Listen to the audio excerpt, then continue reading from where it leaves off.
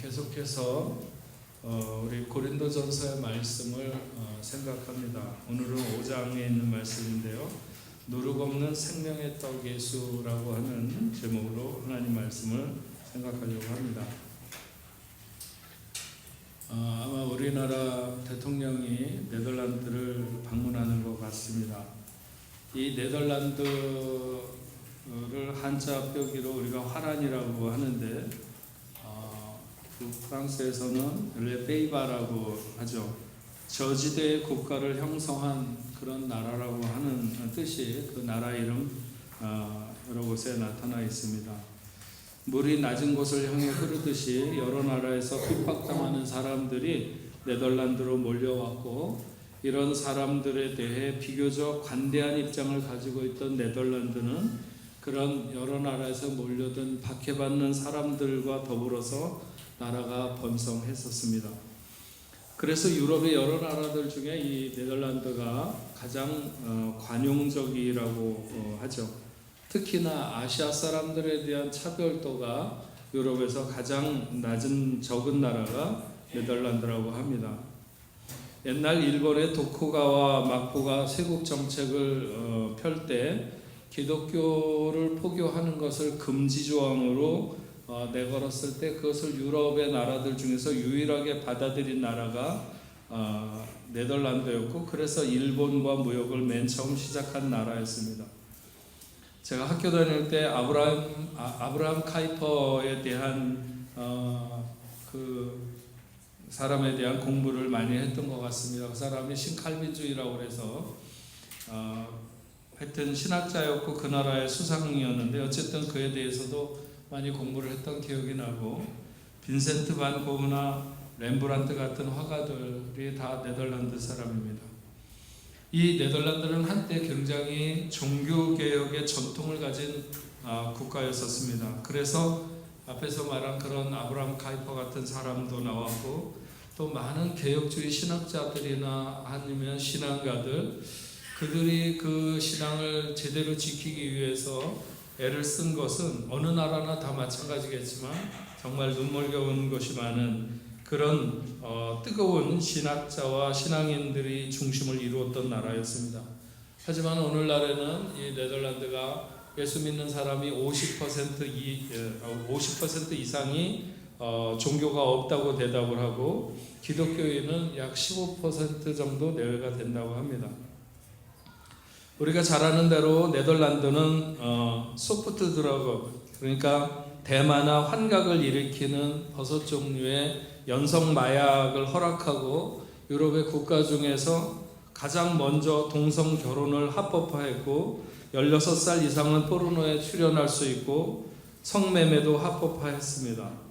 이러한 정책들, 특히 독한 마약을 금지하기 위해서 약한 마약을 허락하고, 강력한 성범죄를 막기 위해서 성매매를 합법화한다고 하는 이 화란을 보면서 우리가 잘 아는 대로 죄는 자기 완결적 성향을 가지고 있는 것으로 생각해 보면 영적으로 그렇게 희망적이지 않다, 이런 생각이 많이 들게 됩니다. 네덜란드에 가보신 분은 알겠지만 창문에 커튼이 없습니다.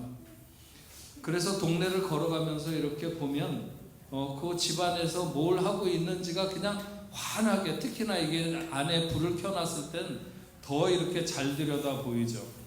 그것은 옛날 개혁주의 신앙을 가지고 생활하던 사람들이 서로 꺼리낌이 없거나 가릴 것이 없이 생활하던 것들이 이어져 내려온 것이라고 하는데, 요즘에는 오히려 벌거벗은 것을 좀 보여주면 어때, 이런 것으로 발전하지 않을까 하는 염려를 됩니다. 그래서 오늘 본문 말씀 고린도에 대한 말씀을 대할 때 저는 가장 먼저 이 네덜란드가 생각났습니다. 바울은 고린도 교회 성도들이 자기들이 좋아하는 신앙의 지도자들, 특히 그래서 나는 바울파다, 개바파다, 아볼로파다 하는 그런 분파의 어리석음을 지적한 후에 좀 더 뿌리 깊은 죄악을 오늘 본문에서 말하기 시작합니다. 5장 1절은 이렇게 시작하죠. 너희 중에 심지어 음행이 있다 함을 들으니 그 음행은 이방인 중에서도 없는 것이라. 누가 그 아버지의 아내를 취하였다 하는도다. 지난 시간에도 말했지만 고린도는 항구이고 지중해 연안을 오고 가는 많은 사람들, 헬라인이나 애굽인이나 시리아 사람, 가나안 사람, 아랍이나 아시아 여러 나라 사람들이 머물다가 떠나곤 하는 각국 사람들의 어떤 인종 전시장과도 같죠.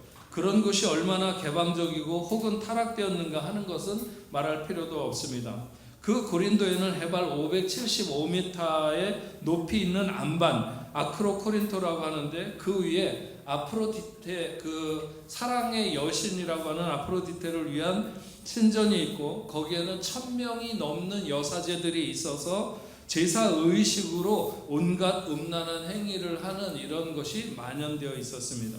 이를테면 마치 네덜란드처럼 합법적이고 뭔가 권장할 만한 일들로 행해지게 되는 것이죠. 그리고 동성애를 비롯해서 미소년을 대상으로 하는 성적 타락이 무감각한 수준에 도달했습니다. 고린도전서 10장에 가면 우상의 제물에 관한 문제가 나오게 되는데 그때도 제가 다시 다루겠지만 모든 고기를 도축하기 위해서는 먼저 이 산에 있는 신전에서 제사를 드린 후에 그 후에 시장에 내려다가 파는 것이었습니다. 그래서 바울이 나는 우상의 제물을 먹는 것에 자유하다 뭐 이런 표현을 하고 여러 가지 얘기했던 것이 바로 그런 제물을 말하는 것입니다. 그러니까 생활 전반에 걸쳐서 우상 숭배가 얼마나 생활 속에 밀접하게 들어와 있는가 하는 것을 알 수 있는 것이죠. 정말 우상의 영역을 피해서 살 수 없는 지경의 도시가 고린도라고 말할 수 있습니다. 그렇기는 해도 누가 그 아버지 아내를 취했다 하는도다 하는 것은 너무한 일이죠. 야곱의 장자, 성경에 보면 야곱의 장자 루벤이 그랬고 다윗의 아들 압살롬이 그랬습니다. 바울이 전해 들은 이야기를 듣고 그런 일이 있다고 하는 것에 대해서 바울이 분노하고 있는 것은 아닙니다. 물론 교회 안에 그런 일이 없어야 하지만 세상에 별의별 사람들이 다 있고 별의별 일들도 다 일어나는 것을 바울이 모르지 않습니다. 다만 그것을 알면서 왜 그냥 묵인해 두었느냐 하는 것입니다. 아무리 고린도의 성적인 문란이 도를 넘었다 하더라도 세상에 누가 자기의 아버지의 아내를 취하겠는가? 아버지의 아내가 자기 어머니의 친어머니를 말하는 것은 물론 아닌 것 같습니다. 그렇다 하더라도 그런 일은 하나님을 안 믿는 사람들 중에서도 잘 일어나지 않는 일이 아니냐. 그러면서 2절에 이렇게 말씀하죠. 그리하고도 너희가 오히려 교만하여져서 어찌하여 통한이 여기지 아니하고 그 일 행하는 자를 너희 중에서 쫓아내지 아니하느냐. 여기 그리하고도 너희가 오히려 교만하여져서 왜 교만해졌을까를 생각해보면 두 가지 정도의 이유가 있지 않을까 싶습니다. 하나는 그렇게 했다고 하는 사람의 사회적 지위나 혹은 뭔가 드러나는 도움이 교회에게 됐을 수도 있다고 하는 것이죠.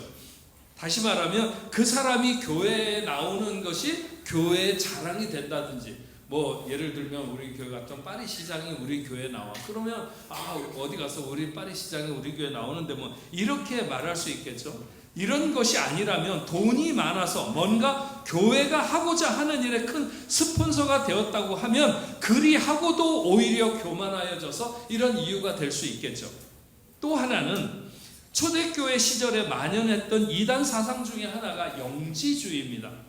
개인의 영적 체험이나 그런 영적 지식을 굉장히 중요시하고 반대로 육체는 결함이 있고 또 악한 것으로 보려고 하는 성향이 이 영지주의 그 사람들에게 있었던 것이죠.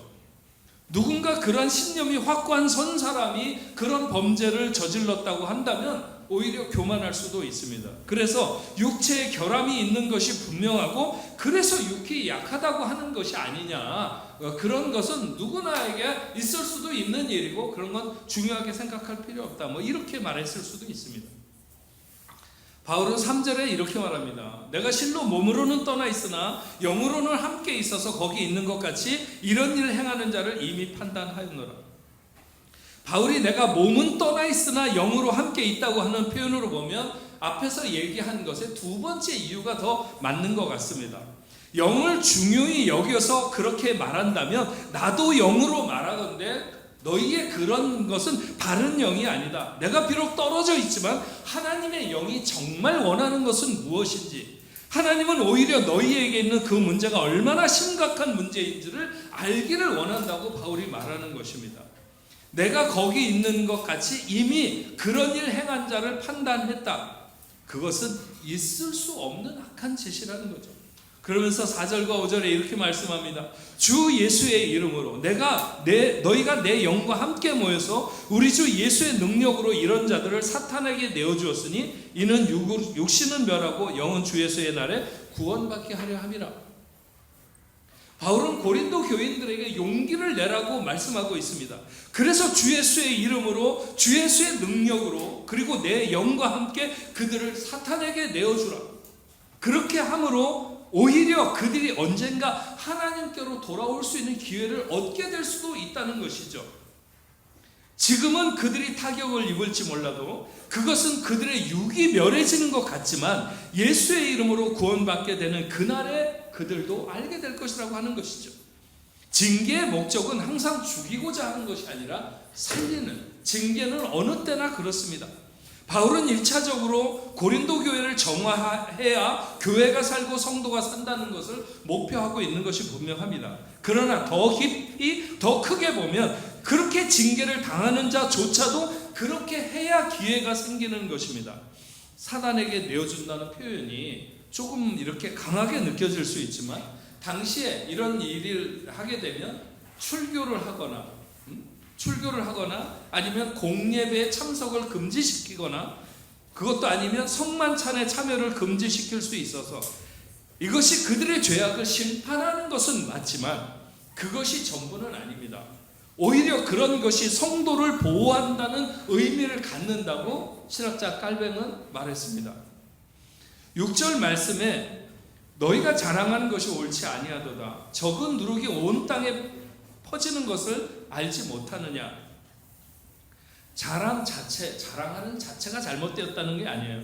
고린도전서 1장 31절에 자랑하는 자는 주 안에서 자랑할지니라 이렇게 말씀하셨습니다. 그들의 자랑은 내용이 잘못됐다는 것입니다. 아마도 그렇게 누가 아버지의 아내를 취했다고 하는 그 사람에 대해서 용서하고 관용했다는 것에 대한 자부심을 가졌던 것 같습니다.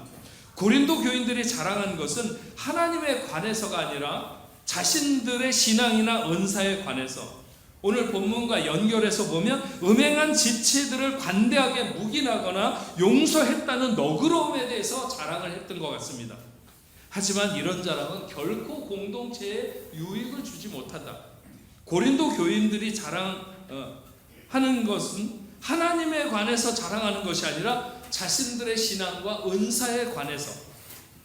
본문과 그래서 고린도 교인들이 실제로 하나님 앞에 다양한 은사를 받은 사람들이었어요. 하지만 그 은사를 잘 활용하지 못하고 오히려 하나님의 사랑을 왜곡하는 데 사용하고 있었던 것이죠. 적은 누룩이 온 덩어리에 퍼지는 것을 알지 못하느냐는 것은 그 누룩이 교회 안에 있는 음행과 죄악을 상징적으로 말하는 것인데, 타락한 한 사람으로 인해 공동체 전체가 그 거룩함의 변질을 가져올 수 있다는 것을 경고하고 있는 것입니다. 구약 성경에 보면 레위의 후손 중에 고라가 몇몇 사람을 추동해서 당을 짓고 지휘관 250명과 더불어서 모세에게 반기를 듭니다. 모세와 아론의 영적 지도력에 맞서면서 왜 우리 모두가 너희들의 말을 들어야 되느냐 하는 것이었어요. 모세는 누가 주동자인지를 파악하고 그 곁에 있었던 다단과 아비람이라는 사람을 오라고 했습니다. 그랬더니 이 사람들도 이미 고라에게 물이 들어서 모세와 아론에게 반기를 들기로 마음을 굳힌 상태예요. 그래서 모세가 오라는데 말을 안 듣고 안 옵니다. 모세가 고라에게 너를 추종하던 모든 무리와 여호와 앞으로 나오라. 아론도 여호와 앞으로 나오라고 하면서 지휘관 250명은 각자 자기의 향로를 가지고 나오라고 해서, 그리고 아론과 고라도 향로를 가지고 나오게 했죠. 그들이 여호와 앞에 섰을 때 하나님은 모세와 아론에게 이렇게 말합니다. 너희는 이 사람들이 모이는 회중회에서 빨리 떠나라. 내가 순식간에 그들을 멸하려고 한다고 했습니다. 그랬더니 그때 모세와 아론이 여호와 앞에 바로 엎드리면서 한 사람이 범죄했는데, 하나님, 한 사람이 범죄했는데 이 온 회중에게 노를 하시려고, 화를 내시려고 하시냐고 그렇게 하니까 하나님이 그럼 빨리 회중에게 말하기를 고라와 다단과 아비람의 장막에서 사방으로 흩어져라. 어느 일정한 거리 이상으로 다 흩어지라고 했습니다. 그래서 모세가, 아론이 가서 그렇게 말을 하죠. 그렇게 흩어지라고 말했을 때 모세의 편에 서거나 하나님의 말씀을 듣는 자들은 떠나고, 그렇지 않고 고라나 다단과 아비람에 동조하는 사람들은 아마 떠나지 않았을 거예요. 성경이 그렇게 반기를 들었던 고라와 다단과 아비람은 모두 처자와 유아들을 데리고 자기들의 장막 앞에 섰습니다. 모세가 말하죠. 만약 그들이 벌을 받되, 저들이 벌을 받되 지금까지 보았던 방법으로 벌이 내리면, 그러니까 뭐 하나님 앞에 잘못했을 때 무슨 병이 든다든지 아니면 뭔가 이렇게 일상적으로 어떤 재앙, 나병이 걸리거나 그런 거 있을 수 있잖아요. 그러니까 그런 일상적으로 봐왔던 벌을 내리면 하나님이 나를 보내신 것이 아니고, 하나님이 내 편이 아니고, 만약 하나님이 땅이 입을 열어서 그들을 산채로 삼키게 되면 이들이 여호와를 멸시해서 이런 일이 일어나게 된 것이다. 이렇게 모세가 말을 마치자마자 땅이 갈라지면서 그들과 그들의 집과 그들의 재물을 고스란히 그 갈라진 땅 속으로 그런 것들이 빠져들게 되죠. 그렇게 고라의 일당이 일가족과 함께 몰살했고, 또 250명의 향로를 가지고 나왔던 지도자들은 모두가 다 여호와의 불이 내려서 그들을 불태우게 됩니다. 사실 처음에는 고라 한 사람 속에 있었던 불만의 누룩이었어요.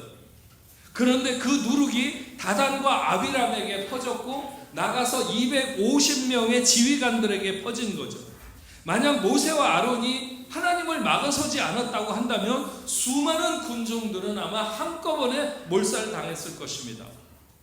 이스라엘 백성들이 여리고를 점령하고 난 이후에 아이성에서 대패하게 된 이유도 마찬가지입니다. 아간이라고 하는 사람에게 누룩이 생긴 것이죠. 결국 그와 연결되어 있던 그의 가족, 그 집에 있는 모든 가축들, 그 집에서 있었던 양이 무슨 잘못을 했겠어요? 그러나 양이든지 뭐든지 생명 있는 모든 것들은 이스라엘 사람들이 다 돌로 들어서 그들을 쳐서 그들이 돌무더기에 쌓여 죽게 됩니다. 누룩이 모든 것에 번져서 거룩함의 변질을 가져오는 것이죠. 7절에 말씀합니다. 너희는 누룩 없는 자인데 새 덩어리가 되기 위하여 묵은 누룩을 내버리라. 우리의 유월절 양 곧 그리스도께서 희생되셨느니라. 고린도 교회 성도들은 이미 그리스도 안에서 새롭고 신성한 덩어리가 되었어요. 그렇게 누룩이 없는 신성한 덩어리로 남기 위해서 공동체 내부에서 발생한 죄악을 간과하지 말고 그리스도의 권위에 의지하여 그 죄악을 낱낱이 찾아내서 제거함으로 누룩이 없는 상태를 유지하라는 것이죠. 왜 그렇게 해야 하는가? 유월절 어린 양이신 예수 그리스도께서 희생양이 되셔서 그들의 죄를 도말하셨기 때문입니다.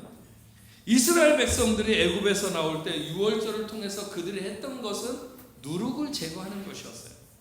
어린 양의 피 흘림이 상징하는 것은 예수 그리스도의 대속의 피를 흘리심으로 죄와 사망에서 구원받은 고린도 성도들이 그들이 그 생명의 그들이 그 생명의 안전지대에 그대로 머물러 있으려고 하면, 신성한 덩어리로 그냥 남아 있으려고 하면, 그러면 누룩을 제거해야 된다는 것입니다. 오늘 8절에 이렇게 말씀합니다. 그러므로 우리가 명절을 지키되 묵은 누룩으로도 말고 악하고 악의에 찬 누룩으로도 말고 누룩이 없이 오직 순전함과 진실함의 떡으로 하자. 우리가 명절을 지키자고 하는 것은 유월절의 영적인 의미를 놓치지 말자는 것입니다. 그들은 이미 새로운 개념의 유월절을 알고 있었어요. 주님이 잡히시기 전날 밤 만찬에서 떡을 떼시고 포도주를 나누어 주신 것이 무엇을 의미하는지 알았죠. 그리스도의 몸과 피를 먹고 마시는 자는 다시 범죄할 수 없는 것 같이 새로운 명절에 참여한 자들은 옛 습관에 죄악된 누룩을 가지고 새 덩어리에는 참여할 수 없는 것입니다. 그래서 이제 새 명절을 지키자고 하는 자들에게 필요한 것은 그 어떤 누룩이 아니라 순전함과 진실함이라고 하는 그리스도의 삶의 특징적인 생활을 말하는 것입니다. 바울은 묵은 누룩, 즉 악하고 악에 찬 누룩을 버려야 한다고 권고합니다. 그것은 그리스도를 진정으로 만나기 전에는 가졌던 모습일 수 있다는 것이죠. 습성이고. 그리스도 안에서 새로운 피조물이 된 성도들은 묵은 누룩이 뜻하는 음란과 정욕, 술 취함과 방탕, 안락과 무법한 우상 숭배와 같은 것을 버리고 새 사람의 영향력을 나타내야 된다는 것입니다. 한마디로 말하면 누룩 없는 생명의 떡 예수로 살라고 하는 주문을 하고 있는 것입니다. 신약성경 유다서 21절 말씀에 보면 하나님의 사랑 안에서 자기를 지키며 하는 말씀이 있습니다. 이 시대로부터, 우리가 살고 있는 이 시대로부터, 혹은 이 시대의 환경으로부터 우리가 살고 있는 이 땅이 마치 네덜란드의 어떤 그것과 별반 다르지 않죠. 별반 다르지 않다고 봅니다. 이런 환경에서 자기를 정결하게 지키고자 하면 하나님을 사랑해야 한다는 것입니다. 자기를 지켜야 하나님의 사랑 안에서 거할 수 있다는 말이기보다는 하나님을 사랑하는 것만큼 우리는 자기 자신을 이 시대로부터 순결하게 지킬 수 있다고 하는 것입니다. 묵은 누룩을, 악하고 악에 찬 누룩을 어떻게 우리가 버릴 수 있느냐? 그것은 누룩이 없는 순전함과 진실함의 그리스도, 생명의 떡 예수에게 집중하는 삶을 사는 것입니다. 늘 제가 하는 말이지만 우리는 거룩해서 구별된 백성이 아니라 구별되어서 거룩한 백성이 된 것입니다. 가장 순전하게, 가장 진실하게 사는 삶은 예수로 사는 삶입니다.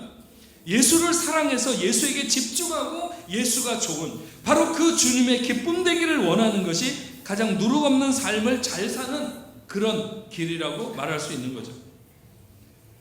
제가 이렇게 사실 어려서부터 아주 어렸을 땐 잘 모르겠지만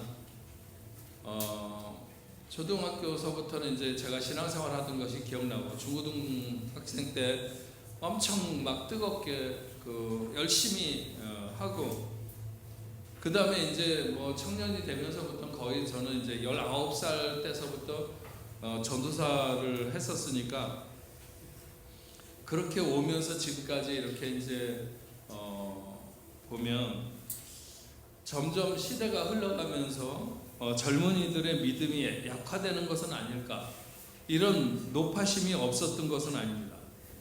근데 요즘에 그런 생각이 많이 바뀌게 됩니다. 젊은 사람들을 보면서 예수로 사는 사람들의 숫자는 혹시 더 적어들지 모르겠지만 정말 예수로 살기를 원하는 농도는 오늘날의 젊은이들에게도 옛날보다 더 깊어진다, 이런 생각이 굉장히 많이 듭니다. 오늘 제가 가는 이 아프리카 차드의 안바땅가 하는 그곳에 있는 선교센터에 가게 되면 우리 교회에서 사역하던 서광 목사를 비롯해서 젊은 선교사들이 몇 가정이 있습니다. 모두가 굉장히 유능하고 샤프한 사람들입니다. 근데 그들은 더 편한 곳의 안주보다는 더 하나님의 마음이 머무는 곳으로 더 그렇게 나아가기를 원합니다. 그래서 그들을 만나고 함께하는 시간이 어떻게 보면 영적으로는 저에게 휴식 같은 느낌이 들어요. 예수로 인하여, 예수 때문에 사는 사람들, 다른 어떤 이유와 설명이 필요 없는,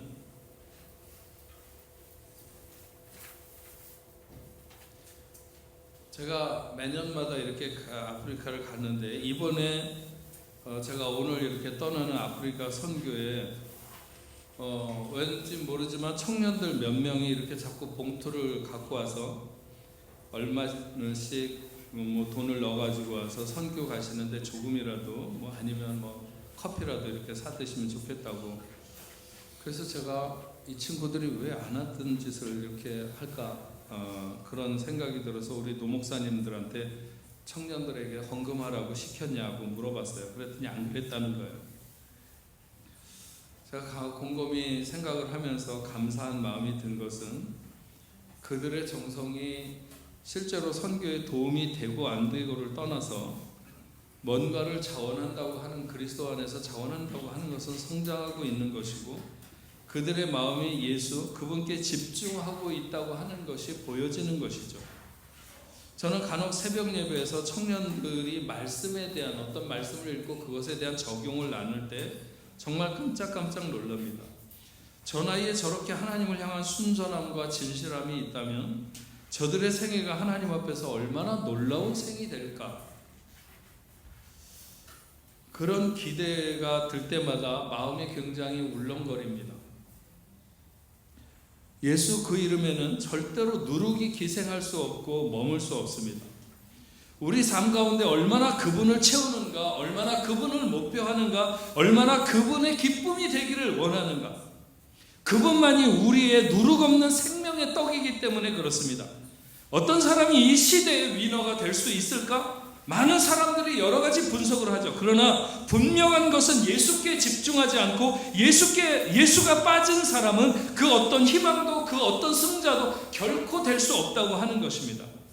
이 시간 함께한 우리 뽕래포교회 모든 성도 여러분, 오직 예수로만 충만한 생명의 떡, 예수로만 포만감을 갖기를 원한 그런 여러분들 되시기를 주의 이름으로 축원합니다. 우리 같이 찬양하겠습니다. 나 주님의 기쁨 되기 원하네. 내 마음을 새롭게 하소서. 새 부대가 되게 하여 주사 주님의 빛 비추게 하소서. 내가 원하는 한 가지 주님의 기쁨이 되는 것, 내가 원하는 한 가지 주님의 기쁨이 되는 것. 우리 같이 찬양하겠습니다.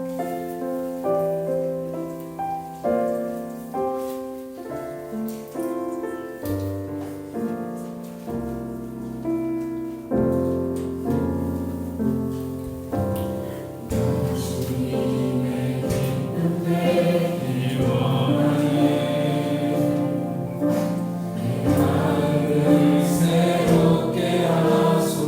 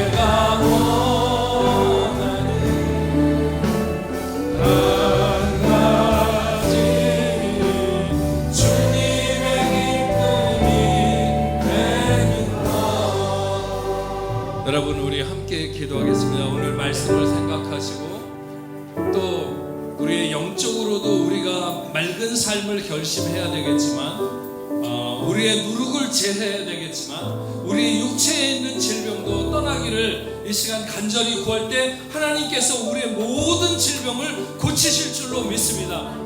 우리가 믿음을 가지면, 우리가 순전한 믿음을 가지면, 오직 예수에게만 집중하면 예수님이 그런 역사를 나타낼 줄 믿으며 역사를 보리라. 그렇게 될 줄로 믿습니다. 우리 믿고 간절한 마음으로 모든 질병을 치료하시는 주님 앞에 간절한 마음으로 우리 다같이 통성으로 기도하겠습니다. 그리고 아버지 하나님 감사합니다. 오늘 아버지 하나님, 저희들 이렇게 하나님 앞에 나와서 아버지 하나님 그 말씀을 통해서 아버지 하나님 우리가 다시 한번 우리를 새롭게 하시고자 하시는 하나님의 음성을 듣게 하시니 감사합니다. 아버지 하나님, 고린도에 아버지 하나님 그 죄악이 만연한 곳에 아버지 하나님 그 죄악의 누룩이 아버지 하나님 교회 안에까지 들어오는 그런 것을 아버지 하나님 단호하게 거절하면서 그 누룩을 제거하라고, 오직 아버지 누룩이 없는 생명의 떡 예수로만 살라고 오늘 말씀하시는 주의 음성을 아버지 하나님 우리가 듣기를 원하고 아버지 하나님 그렇게 되기를 원합니다. 하나님 예수로만 사는 인생이 되게 하여 주시옵소서. 또 아버지 당신을 사랑하는 자녀들 어떤 질병을 가지고 나와서 오늘 아버지 하나님 저들이 하나님 앞에 기도하고 간구하든지 하나님 아시는 줄로 믿습니다. 주여 저들을 고쳐주시고 저들을 치유하시고 저들을 깨끗게 하여 주시옵소서. 내가 원하는 이 응답을 받아 주님 말씀하시는 그 음성이 오늘 당신을 사랑하는 자녀들에게 들려지게 하시고 예수 이름으로 모든 질병이 물러가는 아버지 하나님께 하시는 대로 주님 인도하여 주시옵소서. 깨끗이 고쳐주실 줄 믿습니다. 주님 도와주시옵소서. 전능하신 아버지 하나님 감사합니다.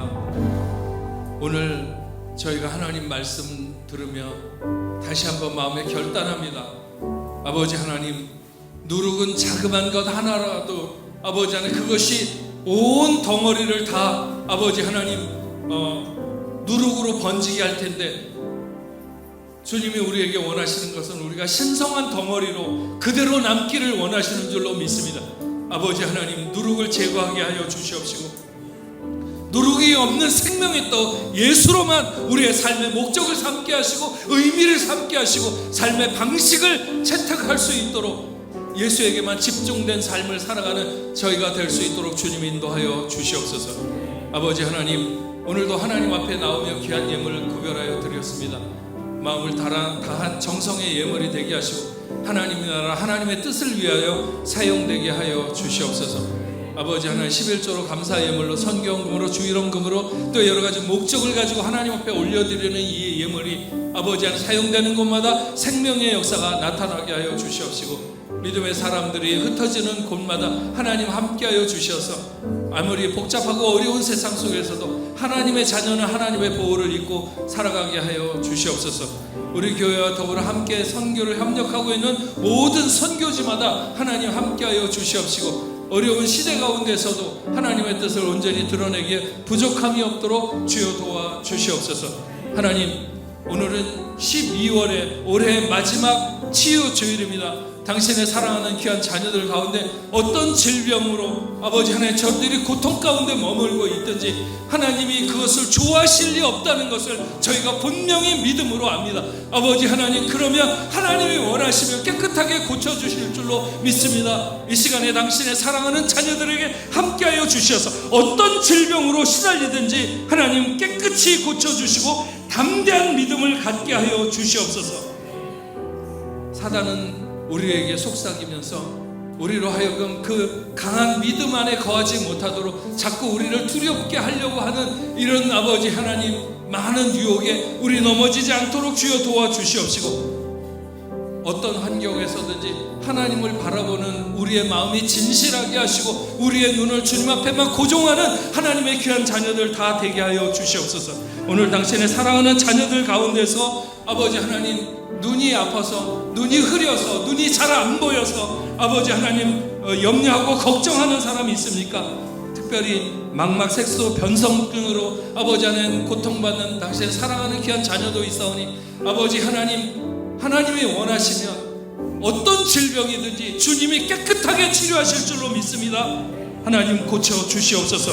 몸에 열이 있는 사람, 어린아이가 아파서 고생하는 사람, 고혈압, 저혈압, 중풍병, 부인병, 등이 아픈 사람, 팔다리가 아픈 사람, 중풍병, 폐병, 위장병, 간장병, 심장병, 피부병, 허리 통증이 있는 사람, 말이 어눌한 사람, 당뇨병, 목이 아픈 사람, 관절염이 있는 사람, 축농증 환자, 신경통 환자, 치질, 간질, 무좀, 교통사고, 후유증이나 소아마비, 그리고 넘어져서 다친 우리 전도사님도 주님 함께하여 주셔서 그 척추가 아버지 하나님 빠른 시간 안에 나을 수 있도록 당신을 사랑하는 딸에게도 하나님 함께하여 주셨기만을 간절히 바라고 원합니다.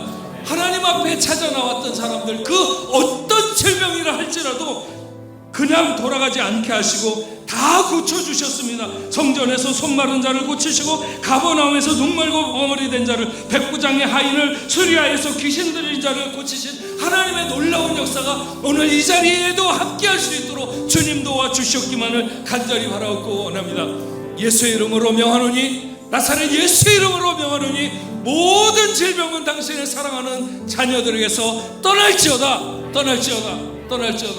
하나님 깨끗하게 고쳐주시고 기쁨과 감사로 하나님 앞에 영광 돌릴 수 있게 하여 주시옵소서. 그 마음에 소망하는 것들, 아버지 안에 새 생명을 원하는 가정에게 새 생명을 허락하여 주시옵소서. 하나님 영광 받으시옵소서. 오늘 하나님 앞에 나와서 처음 예배드린 윤여진, 유리엘, 아버지 하나님 사랑하는 귀한 자녀들, 또 권동윤, 김예령, 아버지 하나님 귀한 자녀들에게 어디로 가든지 동행하시며 저들의 발걸음과 함께하여 주시옵소서. 혹시 이 자리에 처음 온 자들이 있다면 그들 모두에게도 하나님 함께해 주셔서 정말 우리가 흩어지는 삶의 현장이 매우 사고와 질병이 많은 세상입니다. 그럼에도 불구하고 안전하게 보호하시고 인도하여 주시옵소서.